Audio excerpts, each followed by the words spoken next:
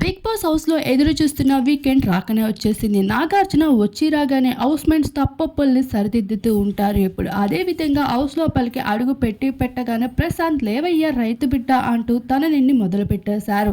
అసలు already captain అవ్వాలని పట్టుదల నీలో చాలా అద్భుతంగా ఉంది. ప్రతి టాస్క్ల్లో కూడా ఎరగదీస్తున్నావు. నీతో పోటీ పడడానికి హౌస్ మేట్సే కాదు అర్జున్ కూడా చాలా భయపడినట్లే కనిపిస్తున్నాడు. కుర్చీ మడత పెట్టడం ఆపేసి అంటూ అర్జున్కి కౌంటర్ విసురుతూనే పల్లవి ప్రశాంత్ ని ప్రశంసలు కురిపించారు. కెప్టెన్ అయిన వారు మరోసారి కెప్టెన్ అవ్వకూడదని ఎక్కడైనా రూల్ ఉందా అంటూ పూజకి నువ్వు చెప్పిన సమాధానం మరింత అద్భుతంగా ఉంది. టాస్క్ల వరకు ఎంతో కష్టపడిన కంటెస్టెంట్ డెసిజన్ వల్ల నువ్వు ఓడిపోవాల్సి వచ్చింది. అది నువ్వు అన్డిజర్వ్డ్ అని కాదు అర్థం అంటూ పల్లవి ప్రశాంత్ ని ఆకాశానికి ఎత్తేశాడు.